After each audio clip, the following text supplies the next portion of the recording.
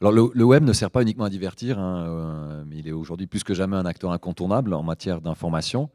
Reste à savoir comment sélectionner ces sources d'information, mais aussi comment créer du contenu informatif sur le web.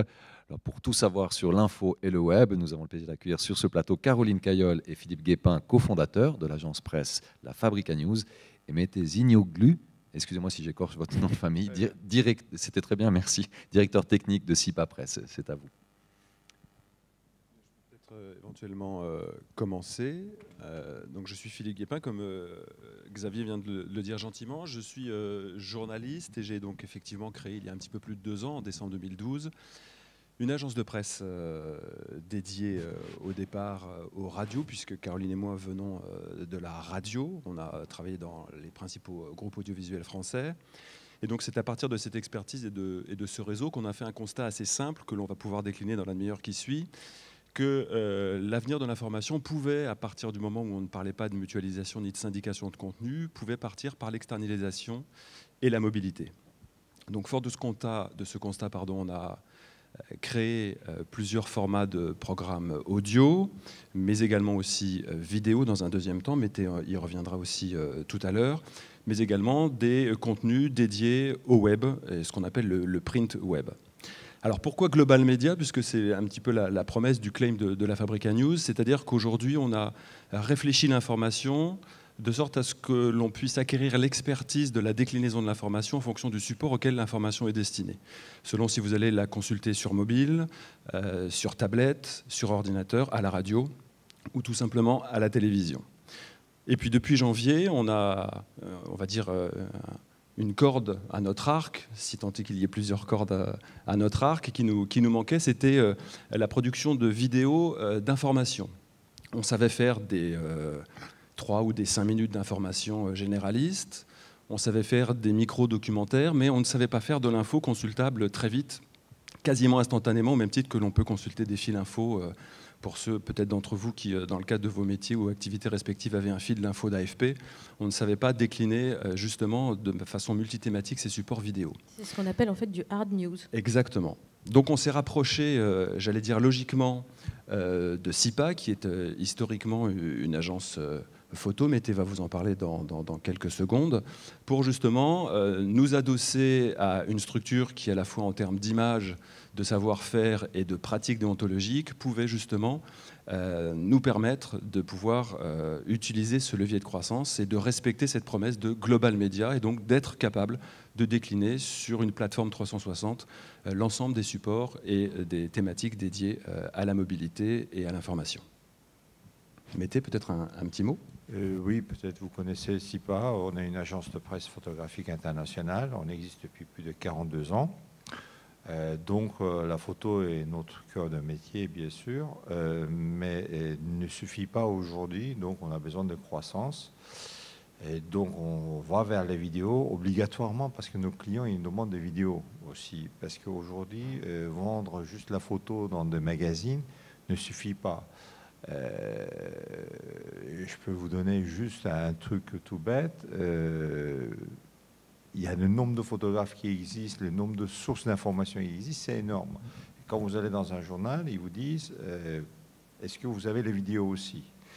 Et souvent, toutes ces vidéos-là aussi, par exemple, ils disent mais est-ce que même autour, tout ce qui s'est passé autour du sujet que vous couvrez, même si vous couvrez, ça nous intéresse, même des rushs d'un sujet qu'on fait, ça les intéresse, parce que ce qu'ils vont faire, en passant dans leur site web, ils vont faire appel aux clients qui vont passer tel sujet dans leur journal, et du coup, ça fait appel d'air en réalité pour eux. Donc, bien sûr, on a aperçu aussi que le vidéo aussi... Bien près du micro, monsieur, excusez-moi.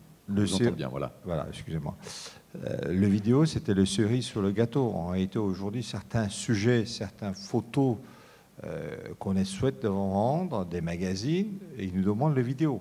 Voilà, qu'avant, on ne faisait pas du tout. Donc, on est obligé de faire des petites séquences de vidéos pour dire qu'on a la vidéo aussi pour que le journal achète, parce qu'il utilise sur son site web, parce qu'il ne peut pas utiliser les photos qu'on a vendues, parce que s'il utilise, dans ce cas-là, il ne va pas vendre son journal. Mais il veut utiliser d'autres choses, quelques séquences vidéo, Donc, on est obligé de faire des vidéos. Donc, on a entré dans les vidéos. Donc, on a des partenaires aussi à l'étranger. Dans les news, par exemple, on travaille beaucoup avec la société de presse qui nous donne toutes leurs vidéos. On est en train de récupérer le sport, tout ça. Mais bien sûr aussi, on va commencer à produire des petites séquences de vidéos pour accompagner les photos. Et là aussi, on arrive aussi maintenant à faire des compiles avec les photos pour réaliser des vidéos. C'est vrai que peut-être plus tard, on fera audio, mais aujourd'hui, ce n'est pas notre cœur d'activité. Voilà. Et le vidéo, en réalité, on avait fait la vidéo, nous, en étant agence de presse, à peu près il y a 30 ans de ça. Et quand la chaîne 5, tout ça qui était venu, tout le monde... La chaîne 5 qui était arrivée en France, tout le monde était intéressé vidéo. Dans ce cas-là, il n'y avait que juste 3 chaînes. Après, c'était le 5e chaîne. Et donc, toutes les agences, en réalité, on avait, c'était grand temps de SIPA, Sigma, Gamma. Tous, on avait créé des sections de vidéos. Mais là, dans ce cas-là, il fallait beaucoup d'investissements, d'achat de matériel, Betacam, tout ça, qu'on avait investi, mais il n'y avait pas le marché. Du coup, le marché, on a tous arrêté. En réalité, on a fermé les choses. Les seuls qui est resté dans cette voie-là, c'était Kappa qui voulait vraiment la vidéo. Ils font toujours le vidéo. Haut de gamme, ils existent vraiment. Nous avons resté dans la photo, donc on fait la photo. Nous continuons à faire la photo. Mais la vidéo aussi devient très importante pour nous. Donc, on est obligé de faire les vidéos, de trouver des compilations, être actif pour les clients, pour notre existence. Voilà. Alors, j'allais dire la seconde problématique, alors je te laisse, vas-y Caroline. Il y a un constat qui est clair, c'est quand les gens vont sur le web, maintenant, ils veulent voir des vidéos et ils sont attirés 10 fois plus par une vidéo que par un texte. Donc, il faut donc leur fournir des vidéos. On est une agence de presse, donc des vidéos de qualité, avec un contenu journalistique produit par des journalistes. C'est important pour nous d'être agence de presse et agence photo, parce qu'il y a quand même une vérification de l'info, parce que sinon tout le monde peut se lancer dans la masse des vidéos et produire tout et n'importe quoi. Je ne crois pas au journalisme participatif avec les gens qui prennent une vidéo avec leur smartphone et qui s'improvisent journalistes. C'est important que ça soit traité par des agences de presse, et c'est pour ça aussi qu'on a lancé ce partenariat avec SIPA. Alors évidemment, qui dit vidéo dit aussi une bonne connaissance de la diffusion et des canaux de diffusion de ces vidéos. Mété parlait de la 5 tout à l'heure, Feu la 5. On connaissait 2, 3, 4, 5 chaînes de télévision, quelques supports de presse, nationaux, régionaux. Le web a, au début des années 2000, un petit peu transformé, bouleversé tout ça. Et aujourd'hui, on s'aperçoit que les points d'entrée de l'information sont multiples. Et que la verticalité qu'on connaissait jusqu'à présent, aujourd'hui, est en face d'horizontalisation, si je puis dire. Et la multiplication de ces points de contact rend, pour celui qui produit l'information, la problématique de savoir à qui il s'adresse. Comment celui ou celle qui va prendre connaissance de cette information-là va l'utiliser, et désormais, avec la mobilité, d'où va-t-il l'utiliser? Donc on a envoyé 2 de nos JRI de la Fabrica News dans les rues de Paris, où on a glané un petit peu à droite à gauche, c'est l'exercice un peu sympa du micro-trottoir, pour savoir comment monsieur, madame, mademoiselle ou le jeune homme consultait l'information. 1, s'il la consultait, et 2, à partir de quoi et comment.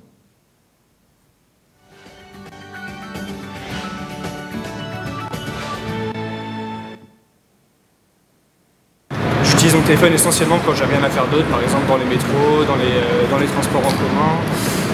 Voilà, c'est ça.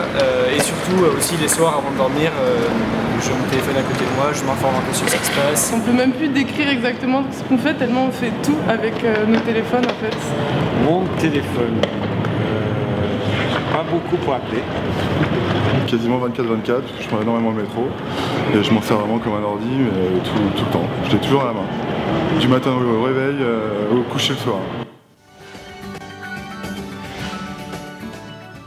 Figaro, Parisien, Libé, Télérama, Le Monde. J'ai uniquement des applications d'alerte et je lis des applications d'alerte qui ont juste l'intérêt de pouvoir m'informer minute par minute. Mais pour ce qui est d'articles, de fond, etc., pour m'informer réellement en profondeur, je préfère le papier. Je passe peut-être un quart d'heure, 20 minutes à lire les informations sur des sites comme Le Monde, Les Échos, etc. J'ai Le Monde, mais je ne le lis pas forcément, c'est toujours pareil, la lecture n'est pas facile, l'écran est petit. J'ai principalement Parisien, Monde, Figaro. J'essaie un peu d'avoir tout. Généralement, je les reçois sur ma montre, parce que j'ai une montre connectée. Donc, je reçois aussi là-dessus. Et je lis les 2 petites phrases, et quand le sujet m'intéresse, j'ouvre l'application. Et sinon, je passe à autre chose. Quand je reçois une notification, ça me permet bien sûr d'être au courant. Et c'est important parce qu'on n'est pas forcément disponible pour faire la démarche, pour regarder les informations. Donc c'est bien parfois que les informations viennent vers nous quand c'est vraiment important. J'avoue, c'est pas mal sur les notifs. Et après, si j'ai quand même quelque chose qui m'intéresse particulièrement, je vais aller regarder vraiment l'article. Et après, de toute façon, je me renseignerai à la télé. Plus. Radio et papier, Le Monde notamment, et Le Monde sur lemonde.fr, c'est pas mal du tout parce qu'ils font des vidéos qui sont assez explicites sur des sujets d'actualité comme le conflit en Ukraine, etc. En fait, moi, ma manière de m'informer, c'est vraiment avant de dormir de lire ces sites-là justement, donc c'est du texte plus que la vidéo, parce que je regarde pas souvent les informations. C'est une question d'écran et de visibilité, parce que je suis obligée de mettre des lunettes, je suis obligée, vous voyez, donc... ça limite un peu la lecture, voilà. Ça dépend vraiment du type de vidéo. Si c'est vidéo informative et que j'ai le temps, je peux rester pour une vidéo de 20 minutes, voire plus sur mon écran. Et sinon, pour des petites vidéos comme ça, à la volée, quand je suis en train de faire d'autres choses à la fois, en même temps, plus si ça dépasse 5 minutes, je trouve que c'est un peu peut-être. Voilà, il y a beaucoup de choses à dire. Un mot peut-être, Caroline, sur... Quelques chiffres. Il y a actuellement un peu plus de 30 millions de possesseurs de smartphones en France. Plus de la moitié regardent des vidéos d'information, mais en général, il ne reste pas plus de 2 minutes dessus parce que l'écran est petit. Alors l'écran a tendance à s'agrandir. On passe de nos petits téléphones à ce qu'on appelle des phablettes, c'est-à-dire ces téléphones qui ont des grands écrans. C'est le nouvel Apple 6 ou le Note de chez Samsung. Et donc les gens vont être appelés petit à petit à délaisser leur tablette et utiliser leur smartphone comme unique source d'information. Au-delà de la source d'information, c'est le deuxième enseignement, en tout cas que nous on a tiré de ce micro-trottoir, comme d'autres études qu'on a pu lire par ailleurs, c'est la fameuse délinéarisation des contenus. Il y a un jeune homme qui dit à un moment de manière très claire, je vais regarder mon alerte et éventuellement consulter une vidéo pour me tenir au courant, donc la vidéo ou le mobile comme fil d'Ariane de l'information. Et puis chez moi le soir, je vais passer peut-être un quart d'heure, 20 minutes, je crois qu'il cite le monde.fr, beaucoup d'éditeurs historiques. Ce qui veut dire qu'aujourd'hui, le lecteur, celui qui demande de l'information, celui qui en consomme de l'information, il est encore actif. C'est-à-dire que c'est à lui de choisir, c'est à lui de faire cet exercice, de pouvoir adapter son comportement en fonction de l'information qui lui est donnée. Aujourd'hui, les éditeurs, quels qu'ils soient, je sais qu'à la Fabrica News et chez CIPAR, on y travaille, c'est d'essayer non pas de faire venir à nous le lecteur, l'auditeur, comment dirais-je, pas le vidéaste, mais le visionnaute, que sais-je, mais plutôt nous de trouver le point de contact, c'est-à-dire d'aller le voir là où il se trouve. Donc où est-ce qu'il se trouve aujourd'hui, ce consommateur d'infos? Il va se trouver effectivement historiquement devant sa télévision. Il se trouve de moins en moins devant un kiosque ou un journal papier. On peut le déplorer ou pas, mais en tout cas, les études convergent dans ce sens-là. Et on le trouve de plus en plus derrière son mobile. Caroline le disait il y a quelques minutes, elle y reviendra peut-être un petit peu plus en détail dans 2 secondes. Et on le trouve aussi essentiellement dans ce qu'on appelle aujourd'hui le nouvel Eldorado des éditeurs de contenu, c'est le fameux share content, c'est-à-dire sur les réseaux sociaux. Aujourd'hui, plus de 90% des jeunes de 15 à 25 ans ont jusqu'à 3 comptes de réseaux sociaux.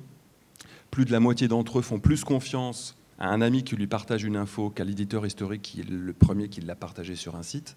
Bref, il y a véritablement un changement dans la consommation et dans la crédibilité qu'on accorde à l'info. Et puis cette délinéarisation également aussi de l'info pose une autre problématique à l'éditeur, c'est de savoir quelle info au bon moment.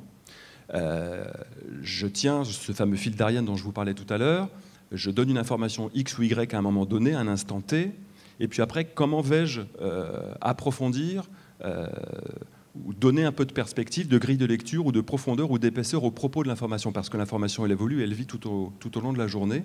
Et en fonction du stade de vie de l'information, si je puis m'exprimer ainsi, le support mobile ne sera pas forcément adapté ou le support papier ne sera pas forcément adapté. Et au fur et à mesure, l'éditeur va devoir désormais intégrer dans une stratégie globale média quelle est la forme d'information que je dois donner pour qu'elle puisse justement aller capter l'intérêt de mon auditoire. C'est quelque chose de très compliqué pour les éditeurs historiques parce qu'ils sont face à des rédactions qui sont lentes et qui ne veulent pas vraiment changer leurs habitudes dans la plupart des situations. Par exemple, je sais qu'aux Échos, ils ont embauché 7 jeunes journalistes pour essayer de lancer une application mobile first, mais qui reste une application avec des textes et des photos, et qui n'est pas si luxe que ça pour le moment, parce que les gens n'ont pas l'habitude, et ne l'apprendront peut-être jamais, de lire des textes longs.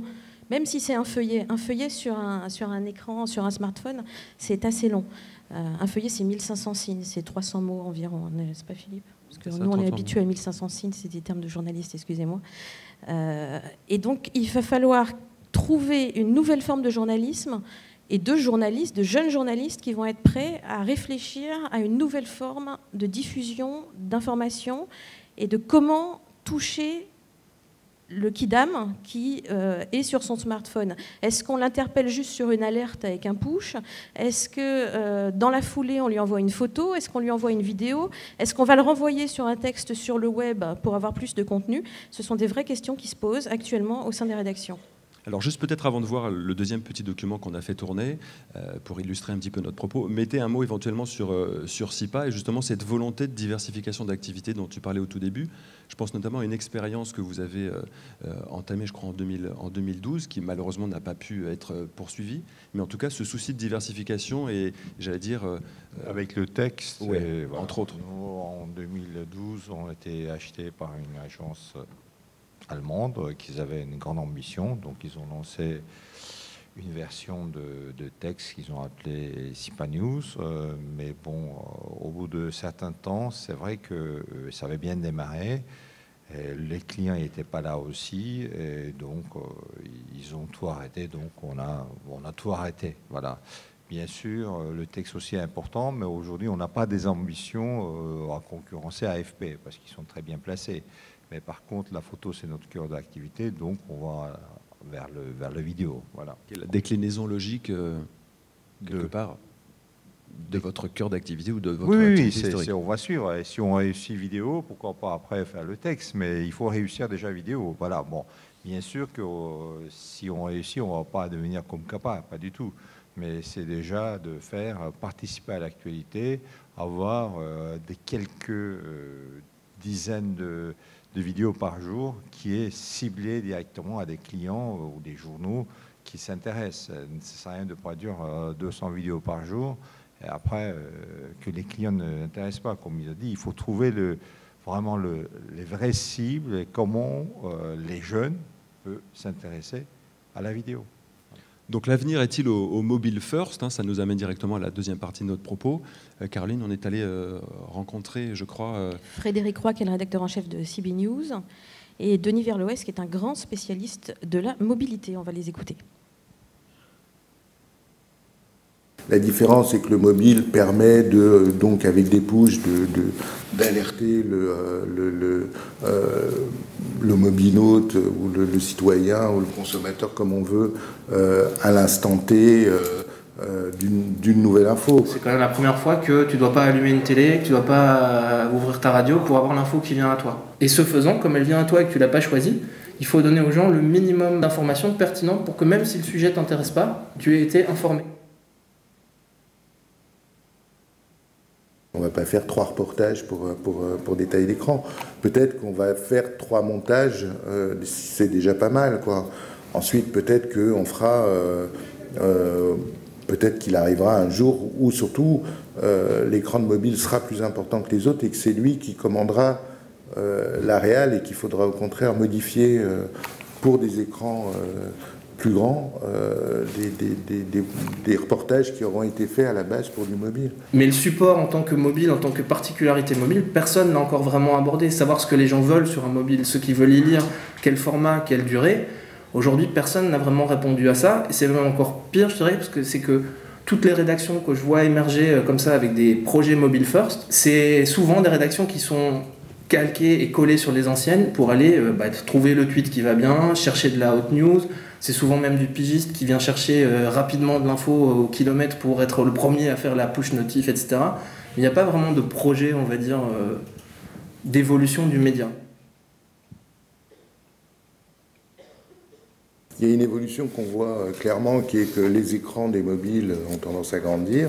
Et à mon avis, l'évolution, ça va être évidemment l'inclusion de la vidéo, qu'il va y avoir de plus en plus de vidéos, et probablement, en effet, à terme, de la vidéo produite et adaptée à la taille de ce genre d'écran. Mais ce n'est pas juste l'écran, quoi. C'est l'utilisation, encore une fois, le temps qu'on passe, qu'on consacre au mobile. On peut demander à terme aux journalistes de travailler différemment et d'être capable très rapidement de produire un petit sujet qui va être de l'actu et plus tard de faire son vrai travail de fond, de recoupement, d'enrichissement, d'aller chercher dans les archives du journal pour faire un vrai dossier. Et ça, je pense qu'il n'y a encore aucune rédaction qui a évolué vers ce type de format-là, qui part du très court jusqu'au très fouillé et qui me fait tout un spectre qui me permet d'aller du téléphone mobile jusqu'à la tablette, et avec des moments de consommation très différents, que je sois dans le métro ou dans mon canapé le soir. Ça, j'ai pas encore vu et j'aimerais bien que ça arrive. Ça, j'ai pas encore vu, j'aimerais bien que ça arrive. Hein ? La technologie va trop vite, elle va trop vite pour les journalistes. Donc nous, fort de cette expérience à laquelle on réfléchit depuis pas mal de temps, on a fait 2 constats. Le premier, c'est de réfléchir à la création d'un format qui soit véritablement mobile first, donc qui aille dans le sens de ce que nous disait Denis Verloès dans cette petite vidéo. Et puis dans un second temps, c'est de se dire, comme tout chef d'entreprise qui se respecte, à partir du moment où j'ai trouvé le bon format, comment je le finance? Parce que de l'audience, c'est bien gentil, mais à un moment donné, j'ai un modèle économique qu'il faut que je respecte. Il y a toujours des journalistes qui travaillent et qui sont normalement toujours payés à la fin du mois. Et à partir de là, j'ai donc un business model et une activité qui doit à la fois être pérenne et productrice de financement novateur. Alors pour ça, on s'est appuyé sur un modèle qui nous a paru évident à date, financé par l'annonceur, donc la fameuse publicité. Et dans cette publicité, je vais laisser la parole à Caroline. Il y a 2 ou 3 possibilités qui viennent se télescoper et qui n'ont pas forcément toutes la même pertinence en fonction d'infos. C'est le sponsoring ou le grand, on va dire, sujet du moment ou en devenir qui est la native ad. Alors peut-être Caroline, peux-tu nous en dire un peu plus sur ces 2 solutions? Alors la native ad, c'est très décrié par nos amis journalistes qui sont mes confrères, il y a moins. Il y a même une grève sur le tweet des Échos qui a eu lieu la semaine dernière parce que un tweet considéré comme de la publicité cachée a été diffusé sur le tweet de la rédaction. Donc c'est toujours très compliqué à gérer pour les journalistes. La native, elle peut être traitée comme un adossement publicitaire, entre guillemets, par un parrainage, on peut dire, d'une info par un annonceur. Je fais un sujet culture, il vous est offert par la FNAC, comme Darty présente la météo à la télévision depuis des années, ça ne choque absolument personne. Il faut trouver un format qui colle à ça, sans que la vidéo elle-même soit une publicité. Voilà, sans corrompre l'information, en fait. Sans corrompre l'information. Donc ça, c'est ce qu'on va appeler entre nous l'adossement. Après, il y a les données marketing et publicitaires qui viennent, j'allais dire, valider l'idée selon laquelle la native ad est le futur, j'allais dire, du journalisme mobile. Parce qu'avec les adblocks notamment, il y a un sérieux problème, c'est que toutes les publicités sont bloquées aussi bien sur mobile que sur le web, et donc il faut trouver une formule pour les annonceurs de passer entre les mailles du filet. Donc comment faire? Pourquoi ne pas s'appuyer sur des vidéos Canada Dry, qui ressemblent à de l'info, qui ont le goût de l'info, mais qui ne sont pas forcément totalement de l'info. Alors oui, pour des journalistes, ça fait hurler beaucoup, mais vraisemblablement, c'est l'avenir de notre métier. Alors on peut peut-être vous montrer un dernier petit reportage, parce que je vois que l'heure tourne. C'est ce que nous faisons, nous, aujourd'hui. Actuellement, pour le web. Pour le web. On réfléchit à un projet qui soit vraiment 100% mobile first et qui ne soit pas un mauvais copier-coller de ce qu'on pourrait être un mobile first aujourd'hui, mais qui est en tout cas aujourd'hui un format assez traditionnel, qui est un format coproduit avec SIPA, j'insiste toujours. Et puis au retour de ce petit module-là, à peine 2 minutes de mémoire, on revient un petit peu sur le financement et sur l'adossement publicitaire.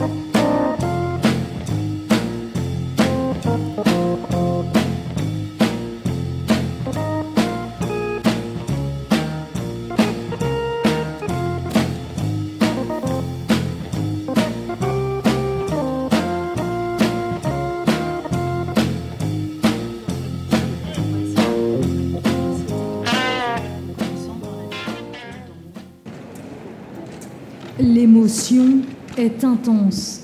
Proches et admirateurs se sont déplacés pour rendre un dernier hommage à leur champion. Florence Artaud, Alexis Vastine et Camille Muffat. Au siège de l'INSEP, à Paris, le monde du sport a organisé une cérémonie en leur honneur. C'est un peu de la France qui s'en est allé hier en Argentine. 10 personnes sont mortes. 8 étaient nos compatriotes. 3 étaient les sportifs d'exception et à ce titre, de véritables ambassadeurs de la France. Devant les familles endeuillées, les coachs et les partenaires, le ministre fait une promesse. Nous appelons avec Thierry Braillard, secrétaire d'État, à ce qu'un hommage systématique soit rendu aux champions lors des compétitions de cette fin de semaine à l'initiative des fédérations et des clubs. Les 3 athlètes sont morts alors qu'ils participaient à une émission de télévision nommée Dropped. Dans la salle, très ému, Sylvain Wiltord s'entretient avec le secrétaire d'État en charge du sport avant de l'enlacer. L'ancien footballeur international faisait partie du casting. Il est rentré 2 jours avant l'accident.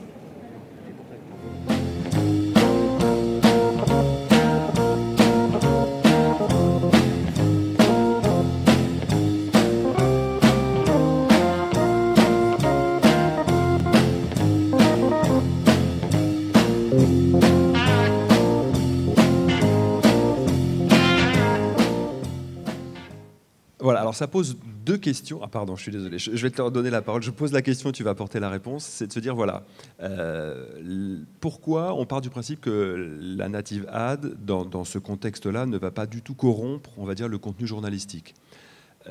Je ne vois pas là, comme ça, à parler devant vous, une marque susceptible de pouvoir s'adosser à ce genre de contenu. Il n'y a pas à parler 10 minutes, l'évidence est là.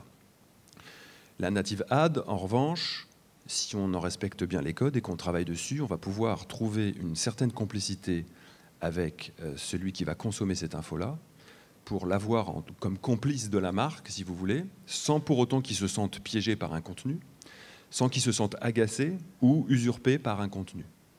Ce qui va permettre aux diffuseurs d'une vidéo, quelle que soit la plateforme utilisée, de pouvoir à la fois valider le prétexte journalistique lié à ce genre d'informations dramatiques, et en même temps de pouvoir insérer, sans pour autant trahir la promesse qu'il a vis-à-vis de son lectorat ou de son auditoire, à la qualité et à la déontologie de son information.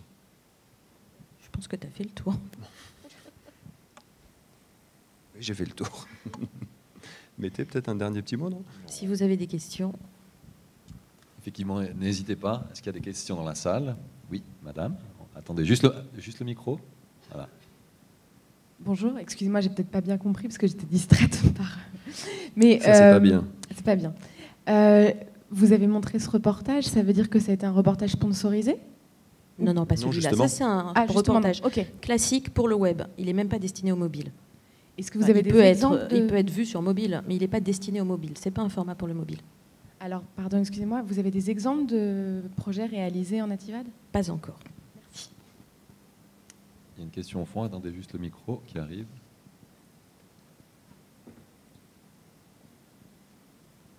Oui, bonsoir. Pour comprendre juste un peu ce nouveau phénomène, est-ce que vous pouvez nous donner un exemple concret, par exemple, avec ce reportage qu'on vient de voir? Quel genre d'annonceur ou quel genre de sponsor pourrait justement faire sa native ad? Aucun. Mais et dans ces cas-là, qu'est-ce que vous avez comme exemple éventuellement, sans qu'on sente qu'il y ait un public reportage ou que derrière, il y ait derrière une sorte de dire ils sont en train de sponsoriser ou machin? Il y a eu quelques semaines, les chutes du Niagara étaient gelées. On avait les images d'un exploit, un monsieur qui a escaladé les chutes du Niagara avec un piolet. Les images étaient très impressionnantes. C'est un exploit qu'il faut saluer. Ça va intéresser les gens de voir ça sur le mobile ou sur le web. Ça, c'est vraiment le genre d'info qui peut être sponsorisé ou inclus dans une native ad. Une autre question, je crois là, juste au fond, monsieur. Bonsoir. Mais en fait, finalement, ça limite énormément l'information. Est-ce qu'il n'y a pas un problème, je sais pas, d'éthique ou un truc comme ça? d'une part. Et deuxième question qui me vient, enfin c'est même pas une question, c'est une remarque. J'ai pas trouvé que la qualité, en tous les cas, du micro-trottoir, voilà, était géniale, quoi. Est-ce que vous allez améliorer le son, par exemple? Bon, alors on va vous dire toute la vérité. Il y a eu un problème de micro-cravate lors du tournage et le JRI qui était sur place, malheureusement, avait le vent contre lui et n'a pas réussi à capter le son mieux que ça. Donc ça, c'est nous. Mais c'est pas... voilà. C'est pas le genre de choses qu'on produit en général.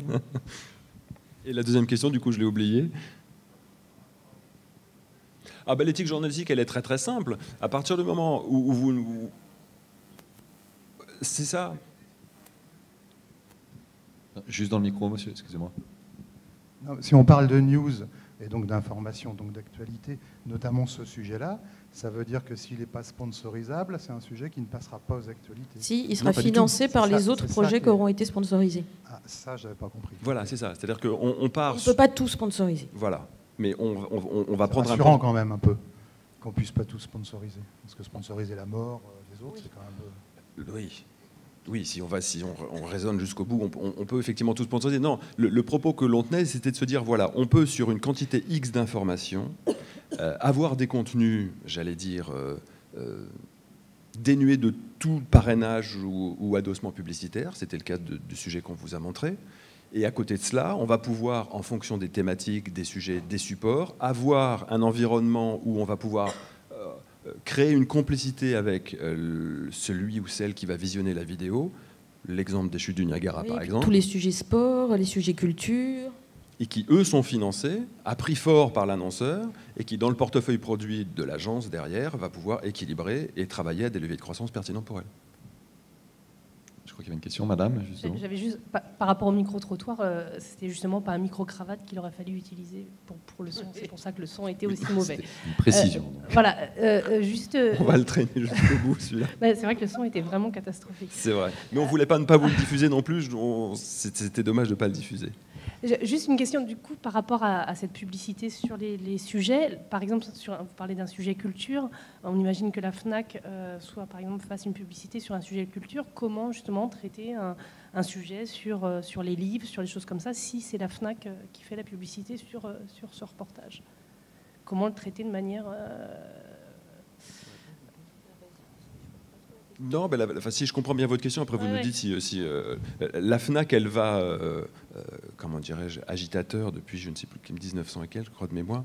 La FNAC, elle va s'adosser, on va dire, à une thématique en particulier. Elle ne va pas forcément s'adosser à la rubrique livre. Elle pourra dans l'absolu. Mais sauf que la FNAC n'a pas son mot à dire sur les choix éditoriaux fixés par le journaliste dans le cadre de la gestion et de la promotion de sa rubrique, de sa chronique ou de sa vidéo. Donc dans ce sens-là, si vous voulez, moi ça me choque. Apostrophe a été adossé à la FNAC pendant des années, ça a choqué personne et je ne pense pas qu'on puisse dire de Bernard Pivot que la FNAC a pu, d'une manière ou d'une autre, alimenter la réflexion de Bernard Pivot ou le rendre peut-être plus ou moins sympathique avec tel ou tel auteur, ou ne serait-ce que dans ses choix éditoriaux. Non. L'adossement, il est simplement de trouver le prétexte. L'adossement, ça peut être par exemple GoSport. Vous voyez juste une image de GoSport et puis après vous voyez un sujet sportif derrière, par exemple. Ça peut être ce qu'on appelle un adossement.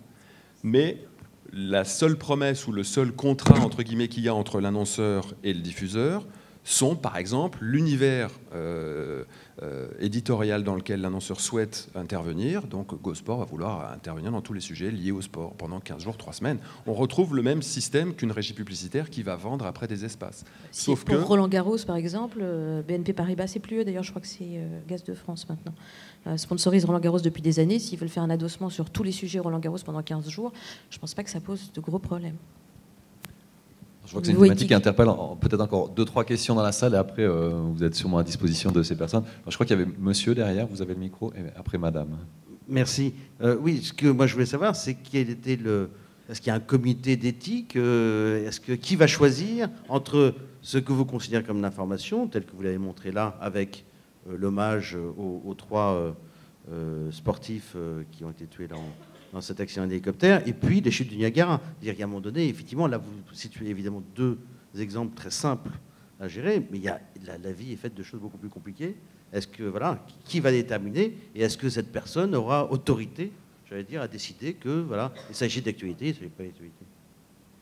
Quand je parlais de complicité, peut-être tu veux répondre. On est une agence de presse, donc il y a un rédacteur en chef. Il y a évidemment un rédacteur en chef. Et il ne s'agit pas de faire croire à l'internaute, encore une fois, quand je parlais de complicité, on veut véritablement que celui ou celle qui est amené à regarder la vidéo sache exactement ce qu'elle regarde. Le but du jeu est de l'informer grâce à une vidéo sponsorisée. Si on reprend l'exemple des chutes du Niagara, il est marqué sur la vidéo « sponsorisé ». Donc elle le sait pertinemment. Mais le sujet s'y prête. En tout cas, ne gêne pas l'information. À partir du moment où on ne gêne pas...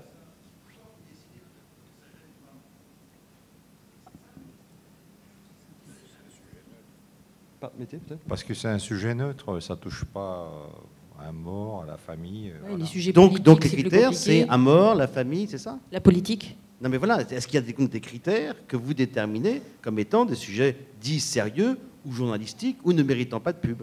C'est là où le débat vraiment est, je trouve, intéressant, parce qu'il est sur l'information et le traitement de l'information et la façon dont on peut recevoir cette information. Alors je vais être plus sociologique ou même plus encore philosophe que vous, c'est qu'est-ce qu'une information?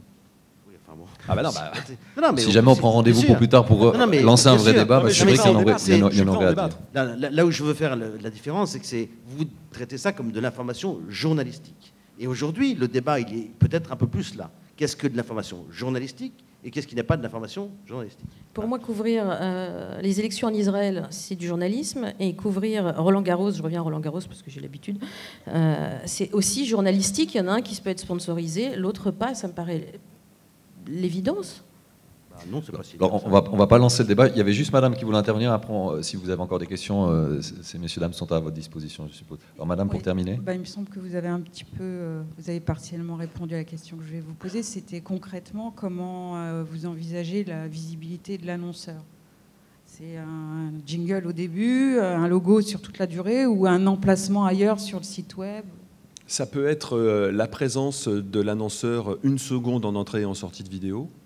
Donc Caroline parlait du pré-roll et du post-roll, on n'est pas du tout dans ce cas de figure-là. Ça, c'est pour l'adossement, enfin l'annonce sponsorisée.